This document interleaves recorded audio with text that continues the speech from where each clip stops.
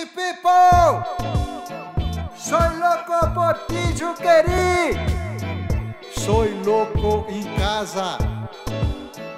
Teatro, música, cinema, artes plásticas. Soy loco em casa. Esse ano, o festival Soy Loco por Ti Juqueri é em casa, em sua casa. Soy loco por ti, Juqueri. Projeto aprovado via PROAC. Idealização Trapézio Produções Culturais. Parceria Goethe Institute e Living Museum. Apoio Complexo Hospitalar do Juqueri. Correalização Prefeitura de Franco da Rocha e Museu de Arte Osório César.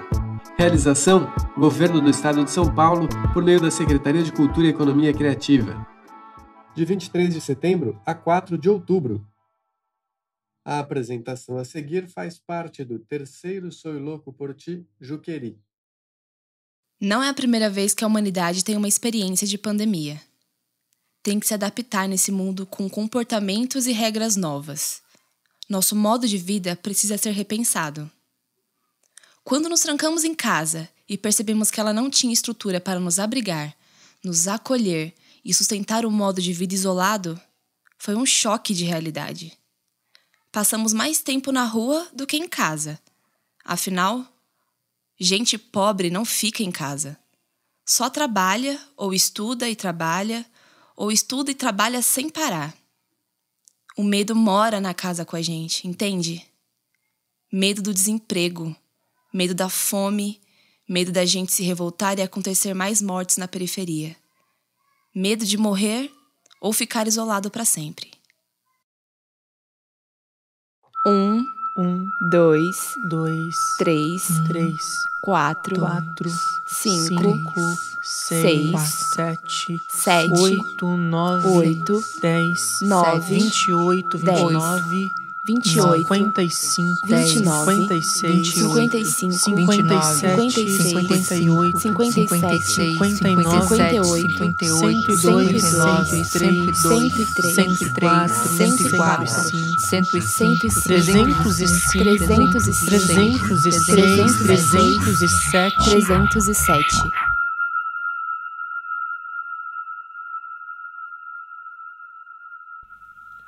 Confinamento versus isolamento. Ouvi falar que o isolamento por si só não leva alguém à loucura. Mas com o tempo e com determinadas situações que só vejo aqui, a depressão e a ansiedade são um destino muito comum. Eu já disse e repito sempre que posso, para algumas pessoas é mais difícil do que para outras. O isolamento não deve ser tão ruim mesmo, afinal, você está em um lugar que deveria ser confortável, sua casa, com pessoas das quais deveria gostar, sua família ou seus amigos. Rede Wi-Fi de qualidade e serviço de delivery à sua disposição. A quarentena é a própria colônia de férias. Não. Nem todas as pessoas estão em isolamento. Algumas estão em confinamento. Confinamento é um sistema de criação no qual lotes imensos de animais são trancados. Eles ficam lá num espaço apertado com pouca locomoção. Eu me sinto assim. Muitos de nós se sentem assim.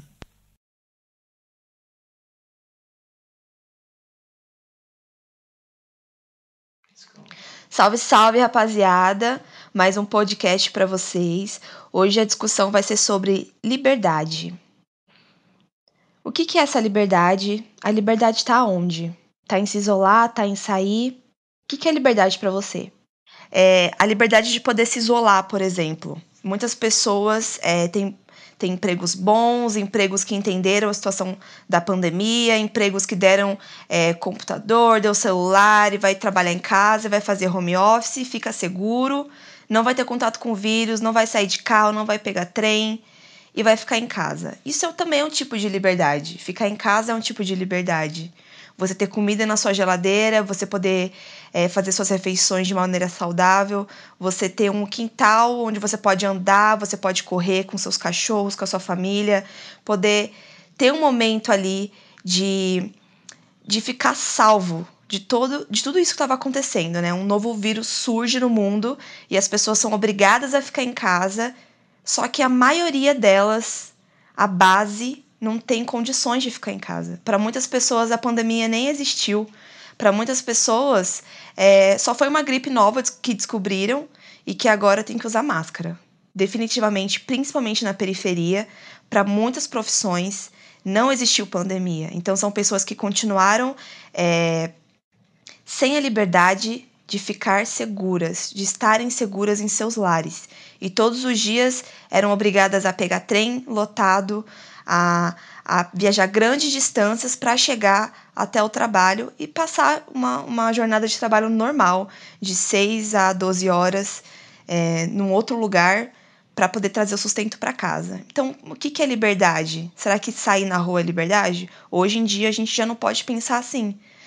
No meio de uma pandemia, estar em casa também é um ato de liberdade.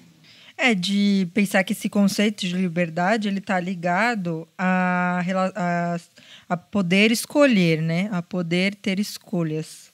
Porque se assim você tem esse novo momento onde se estabelecem novas regras, novos padrões de comportamento, e aí você é obrigado a seguir os padrões antigos, como muitos trabalhadores que tiveram que continuar trabalhando sem poder fazer o isolamento, então você não tem escolha.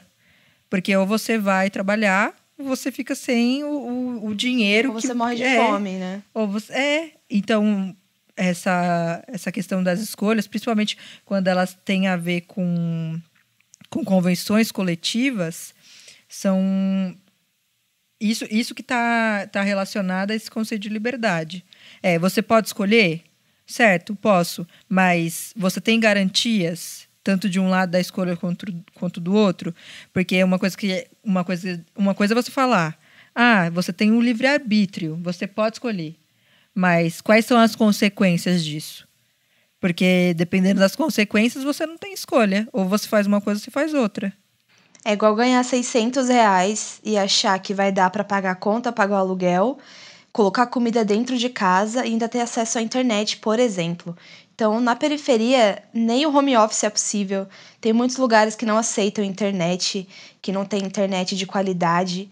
Então, isso só exclui mais, isso só cria mais aquele abismo entre as pessoas que têm o poder de escolha e as pessoas que, infelizmente, estão lutando para sobreviver. E sempre foi assim. Não é na pandemia que as coisas mudaram. A periferia sempre esteve lutando pela sobrevivência. Mas agora, mais do que nunca. Nunca foi tão difícil sobreviver numa realidade onde você tem que trabalhar a todo custo no meio de uma crise mundial. E, assim, se engana quem acha que o periférico não sente isso. Não é só porque a maioria das pessoas não tem o estudo adequado que elas não entendem a gravidade da situação que está acontecendo. É que, na verdade, a falta do poder de escolha faz com que você seja subordinado. Então, você acaba aceitando as coisas de uma forma mais, digamos assim, com menos resistência, porque você está na linha de frente. Você é a pessoa que vai primeiro, você sabe disso, porque você é periférico. Então, você é o que vai trabalhar, você é o que vai ter que se sustentar, porque com R$600 não dá para fazer nada, principalmente quem tem uma família. Uhum. Esse ponto que você falou sobre a internet, mas algo bem mais específico, na verdade, né? Sobre a internet de qualidade que não existe para o pessoal da periferia. Entra muito naquela questão sobre o lar que a gente encontrou quando a gente foi obrigado, para quem pôde, na verdade, né, fazer um isolamento, né? Um lar que a gente realmente não tem o conforto necessário, não tem o espaço necessário e o lazer necessário também, que era muito importante para a vivência, né, cotidiana de todo mundo, né, nessa lógica muito produtivista de que você vai para casa para dormir somente e você vai sair para trabalhar e essa é a sua rotina porque isso é o necessário, isso é o melhor, né, da sua contribuição para a sociedade, né.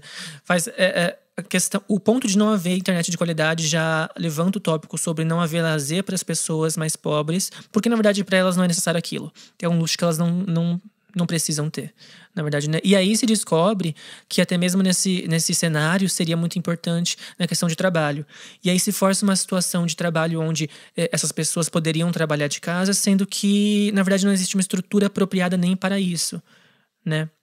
Antes não era nem necessário para essas empresas, né, que levaram os funcionários a trabalhar de casa, fazer esse tipo de trabalho.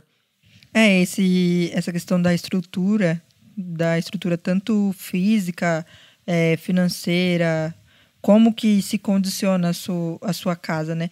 E não só nesse lugar do que se pega, né? Dos móveis, do espaço, mas também nas questões afetivas e emocionais. Com quem você está nessa casa, se você tem privacidade dentro dessa casa, se você se sente seguro dentro desse lugar. Então, tem várias questões emocionais que estão ligadas também, né?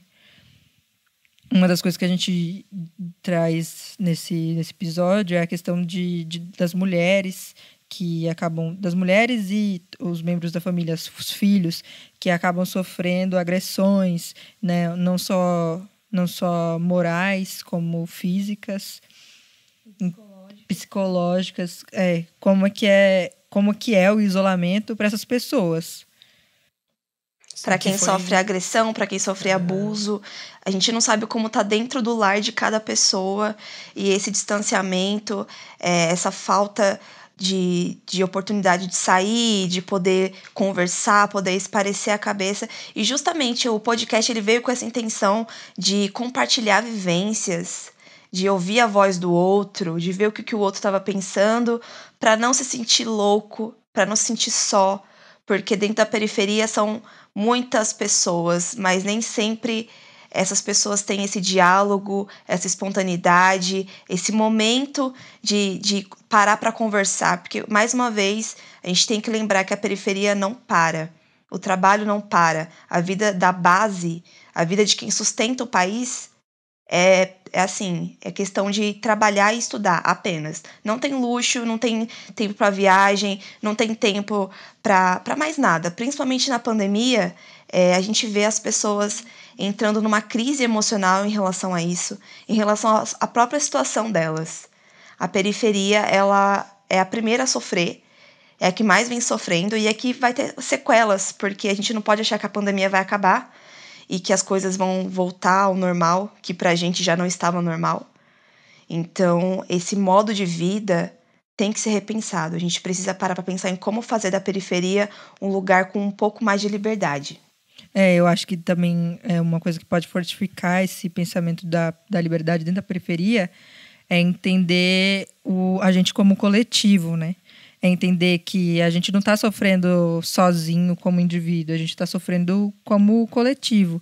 Todos nós. Às vezes a gente acha que está acontecendo só na nossa casa ou que aquilo está se passando só na nossa cabeça, mas aí se você botar para fora, você vê que tem muita gente se sentindo da mesma forma. Então, abrir esses diálogos, tentar entender como que o coletivo pode se portar ou se ajudar. Se ajudar, sabe? Porque aí talvez a gente entenda junto como que chega nessa liberdade de escolha, como é que a gente chega nesse lugar de estar livres de fato. Tem uma tentativa de criar ou aumentar essa cultura de comunicar entre nós, né? Como criar a periferia como unidade que passa pelos mesmos problemas, né? Minha mãe vivia dizendo que não se pode falar pobre. O correto é humilde. Ela era humilde e me criou humilde. Desculpa, mãe, mas que bobagem. Eu não sou humilde, eu sou pobre mesmo. Em casa vivem 4 adultos, 2 crianças, 2 cães e um gato velho. Nenhum de nós sabe o significado de privacidade. No final de semana parece que tudo muda, principalmente se faz sol. As pessoas esquecem momentaneamente que estamos em isolamento e vão nas casas umas das outras prosear. Ninguém parece querer se privar de mais nada. Eu tenho proseado com as paredes. Por vezes sinto raiva dos vizinhos, porém os entendo. A gente já não pode tanta coisa. Para algumas pessoas é mais difícil lidar com isso do que para outras. Critico, mas entendo. Eu sempre entendo. O que me entristece é que isso só causa o pior para nós mesmos. Solange atendeu a um áudio longo. Ela só gosta de prosear assim. Áudios compridos que, depois do isolamento, aumentaram de duração. Se colocou a ouvir. Solange, então, menina. Eu tenho uma vizinha aqui que ela se chama Elza, né? Ela tem um filho que chama Felipe. Os moleques aqui da rua tudo chamam ele de ligeirinho, porque parece que ele vive correndo atrás de pipa. O pai do Felipe chama Celso, né? E a gente acha que ele bate no menino e na Elza. Minha mãe disse que agora que ele tá ficando mais em casa, porque mandaram ele embora do serviço, por causa da crise do corona, umas coisas assim. Só que ele não tem paciência com o menino. Então, volta e meia, a gente pega ele gritando, fazendo um auê. Ontem mesmo a gente ouvia uns barulhos, parecia briga, coisa quebrando e tudo mais. Mas meu pai não deixou a gente chamar a polícia. Ele falou que não é pra gente se meter na vida dos outros. Não hesite. Denuncie a violência contra a mulher. Ligue 180.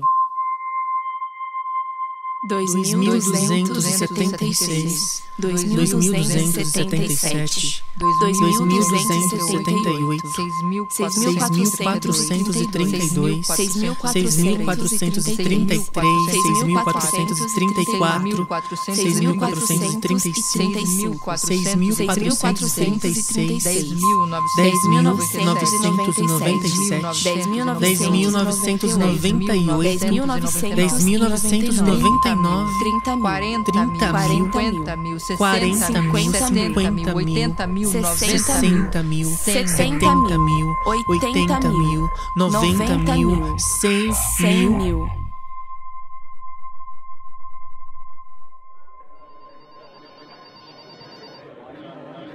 Central de atendimento, Fátima Oliveira, com quem falo?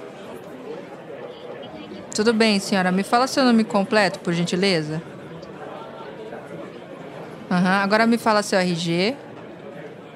Sim. Seu CPF. 048. Qual é o número da residência da senhora? Sim. Agora me fala o seu CEP. Tudo bem. Agora me fala o número de telefone da senhora, por gentileza. Qual o seu RA?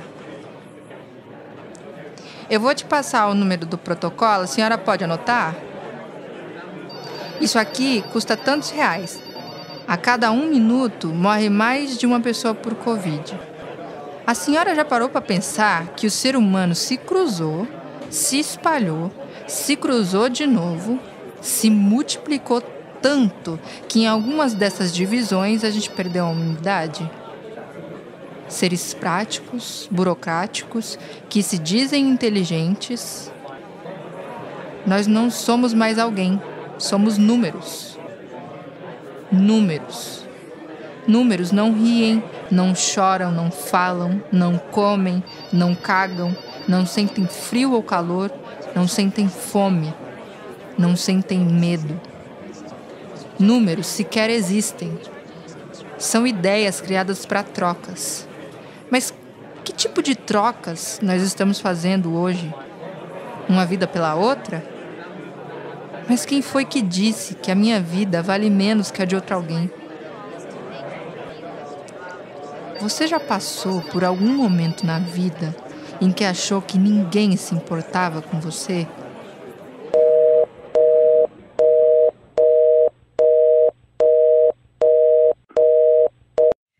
Certo. Agora a gente vai falar sobre aqueles rolês que estão acontecendo agora durante a quarentena. Sobre o pessoal indo pra praia. As fugidinhas. As festinhas que estão acontecendo. Que o pessoal acha que não, mas a gente sabe que tá rolando social aí, faz galera. De bobo, né? Então, quem fura a quarentena e por que fura a quarentena? A gente não vai encontrar aqui uma resposta tão absoluta para isso, né? Vamos só refletir um pouquinho sobre isso, né? O que pode levar o que tá acontecendo? A quebrada? Então, eu acho que existem pessoas e problemas diferentes. Por exemplo, uma mulher que tá sofrendo agressões dentro de casa. Ela tá dentro do lar dela, no meio de uma pandemia, deveria ficar em isolamento, porém, ela pode ter um marido que seja pior do que o coronavírus para ela, que pode ser tão letal quanto.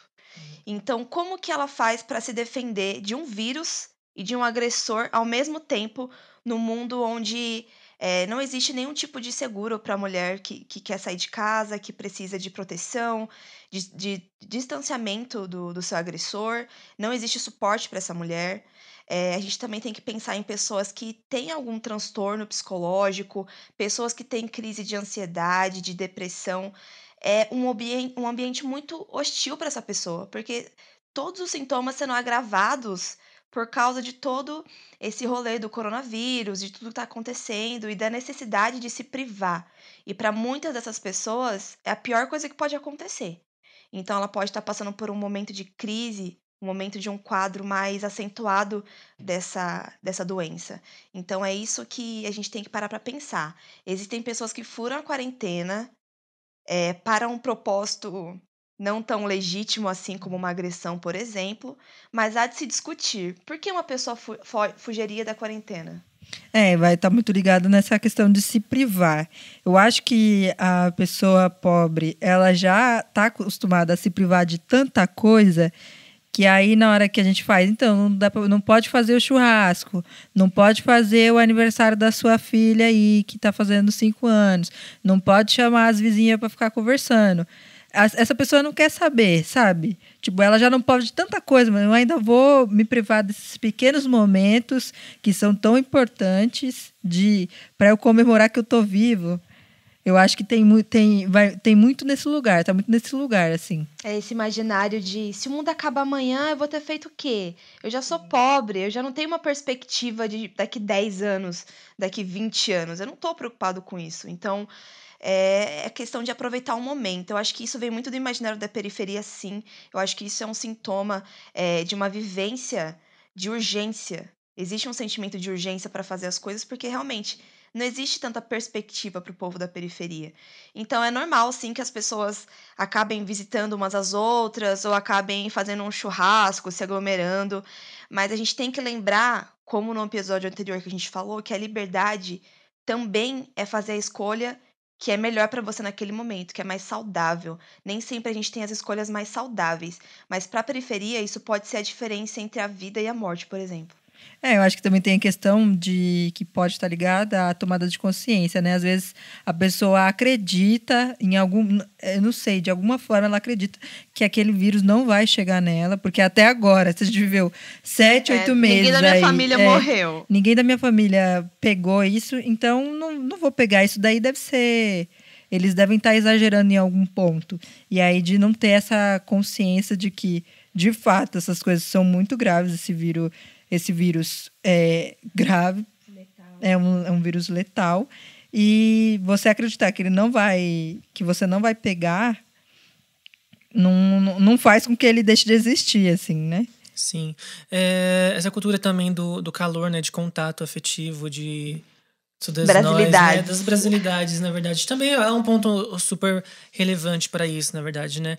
Que também entra na questão sobre a moradia, né? Que a gente encontrou, o lar que a gente encontrou quando a gente precisou se isolar.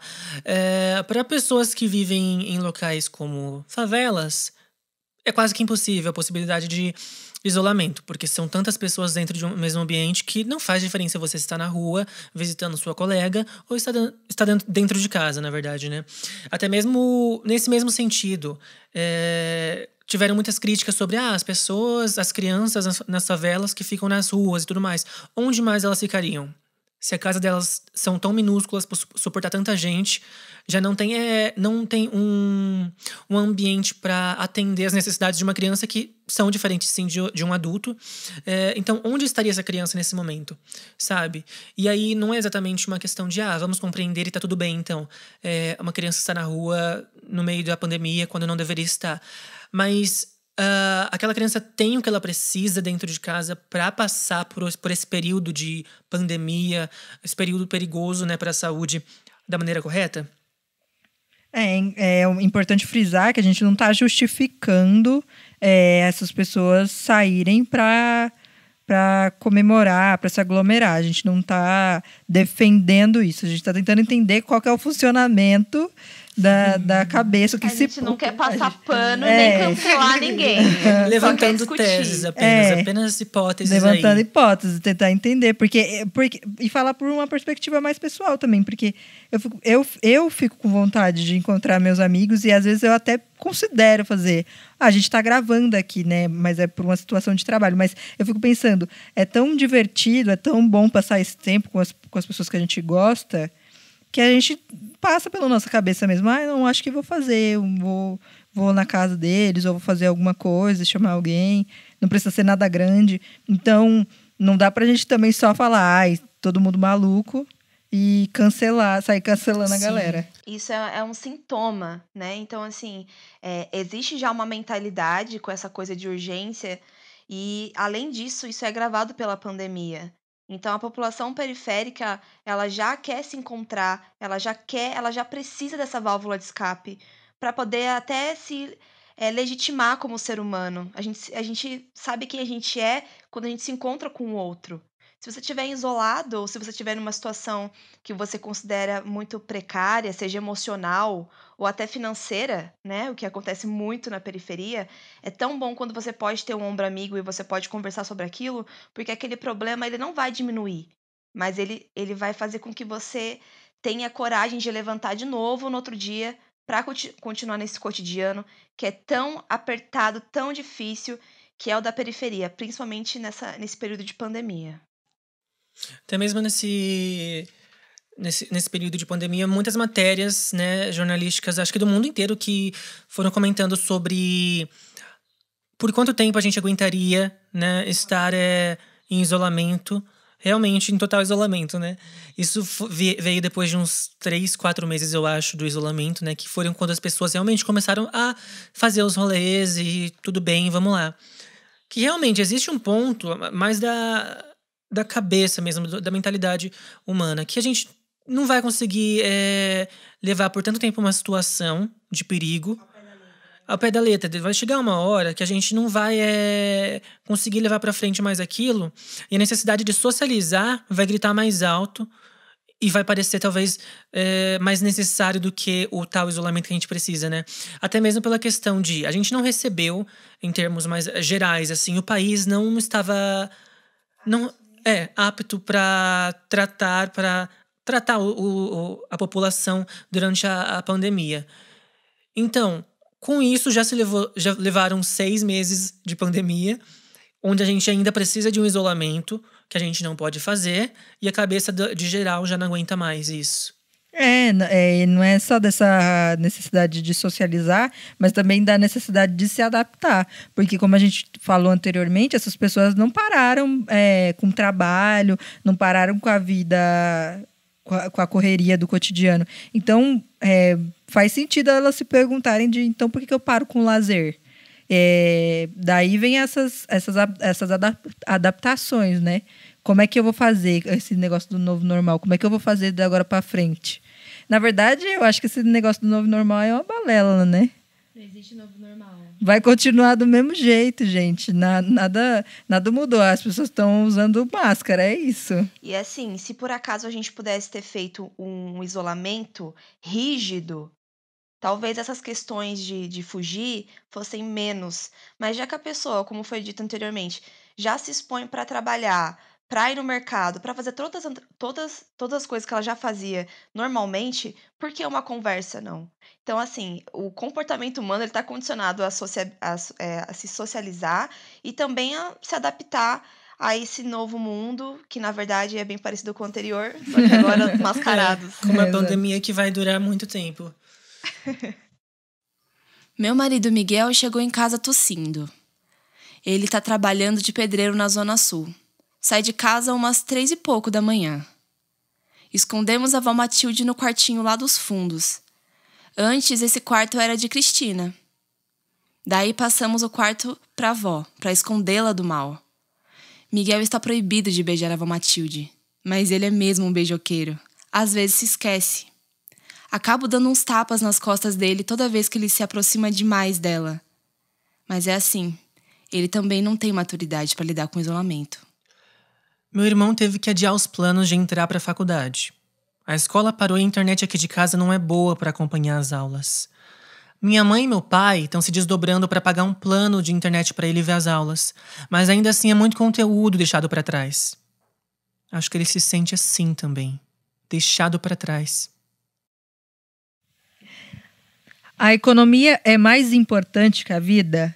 O pensamento de produtividade e a questão de se viver é trabalhar.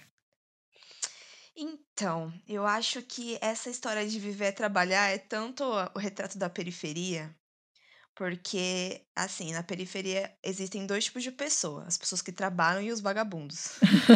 Existem Mas esses isso em dois qualquer lugar, eu acho, não só na Exatamente. periferia. Mas assim, quando você tá num ambiente assim mais de rico, numa classe média, você pode falar que você tá tirando um ano sabático. Você pode falar que você, estou no meu mundo As que não desculpas é do criativo. vagabundo, né? Ano Exato. sabático de pobre é vagabundagem. Não, você não pode tirar um tempo quando você é da periferia. Se você for da classe média, você fala, eu tô saturado, eu estou estressado.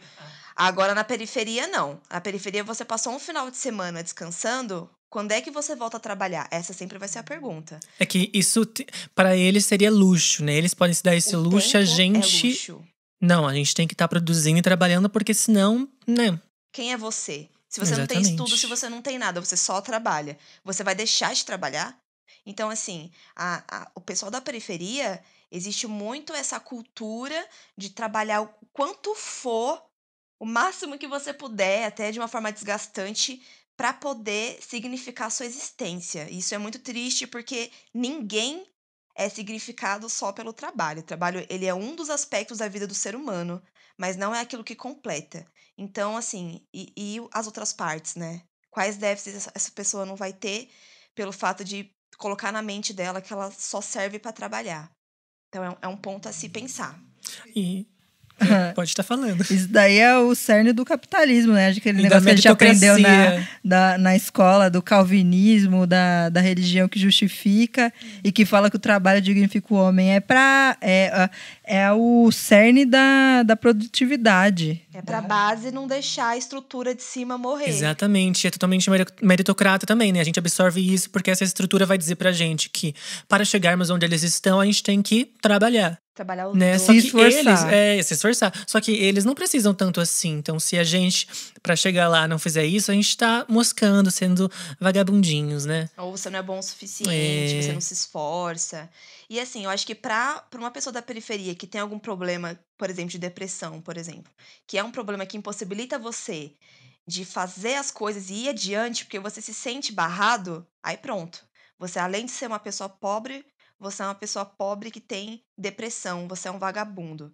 Então, eu acho que esse estereótipo ferra com a mente da pessoa da periferia, porque ela tem um valor, ela pode se recuperar, ela pode ser muito mais do que aquilo, porém, a única coisa que vai dignificar a vida dela é o ato dela se esforçar, trabalhar, produzir, algo que muitas vezes ela não vai nem usufruir, né? Ela produz bem para pessoas adversas, mas não para ela. Esse entra naquele rolê lá da saúde mental bem não secundária, mas quase que terciária, né? Porque você tem que trabalhar. Você pode estar fudido da cabeça, depressivo, ansioso, mas você tem que trabalhar. Você não pode…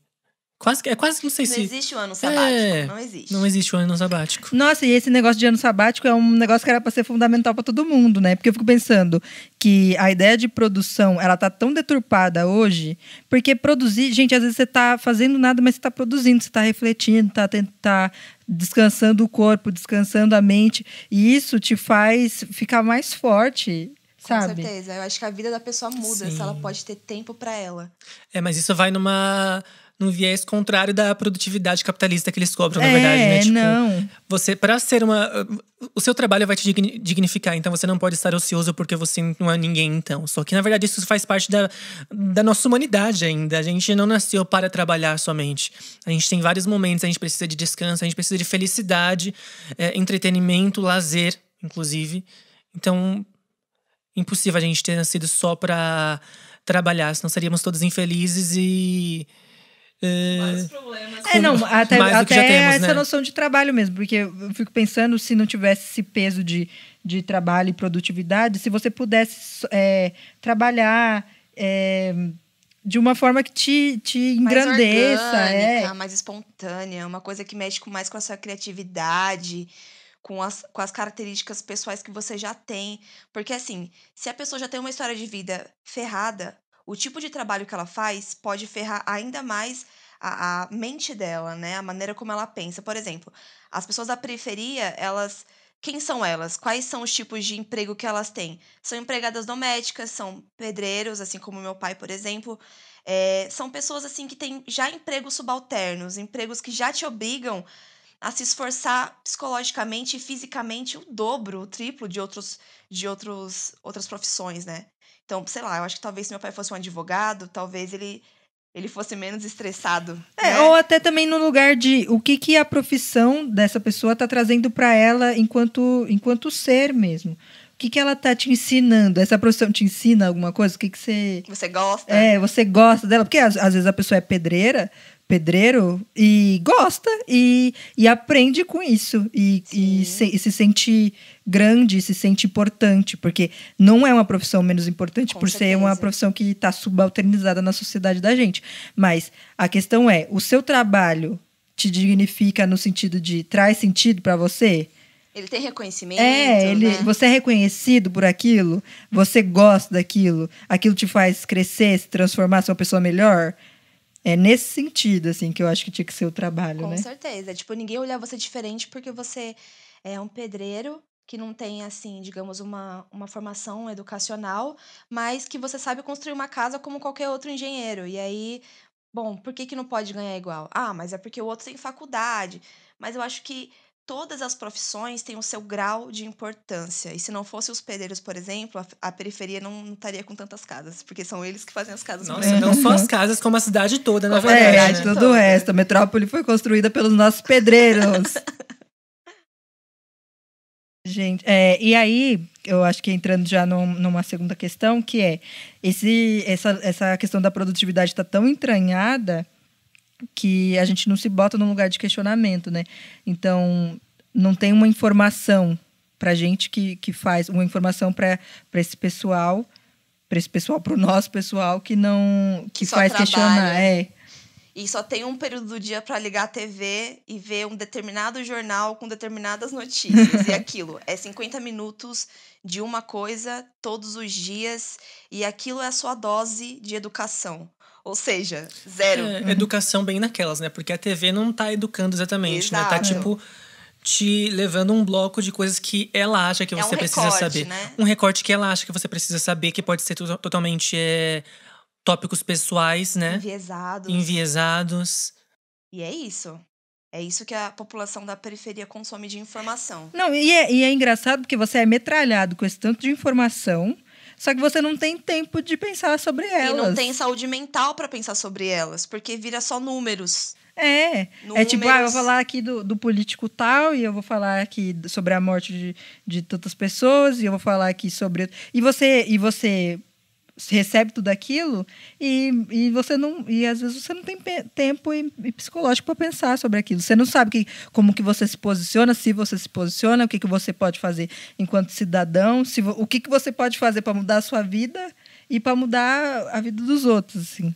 Esse é o rolê daquela carga extremamente alta de trabalho, tempo em transporte que a gente tem que enfrentar. Gente, Exaustão. tempo em transporte é um Nossa. inferno. Exaustão. E assim, trens lotados, que a questão não é só você, tipo assim, ter um trem que leva você do X ao Y. É levar você do X ao Y em pé, com fome, suado. E agora ainda tem essa coisa da máscara, né? Então, assim, pensa como que é para uma pessoa que é mais velha, que não tem o costume, que não tem aquele traquejo de usar e tem que seguir essa nova regra de comportamento no ambiente totalmente sem ventilação, no ambiente apertado, que é o trem, que a gente sabe que totalmente contra as normas, né? Totalmente contra as normas da OMS, por exemplo. E esse tempo que a gente passa em transporte, assim, na minha experiência, né, particular, assim, por um tempo eu até achei normal, né? Quando eu, na verdade, comecei com essa vida de pegar transporte pra trabalhar e tudo mais, quando eu era uma pessoa mais novinha, menos, né? Nossa, parecia super normal aquela questão. Não, tudo bem, todo mundo faz isso, né? Pegar um trem de 1h30, todo mundo faz isso, né? O trem tá cheio, né? Não é só eu. Só que depois, quando você para pra pensar, é tão absurdo você passar de 3 a 4 horas por dia dentro de um transporte. O dia tem 24 horas, você dorme por 8, já foram 12 horas do seu dia, mais as horas do trabalho, que são, né, uma carga de 8 horas diárias. Não sobra quase nada para você ter lazer, para você refletir, para você pensar, né, para você agir dessa forma diante daquele bombardeio de notícias que a televisão supostamente te traz, né? É isso, a periferia tem essa exaustão, né, no próprio corpo, na própria psique, e isso precisa ser repensado porque todos nós somos seres humanos que precisam de suporte e tempo. A gente se acostumou com o abandono, mas não devia. Enquanto eu escrevo isso, registram-se 122.941 mortes por Covid-19.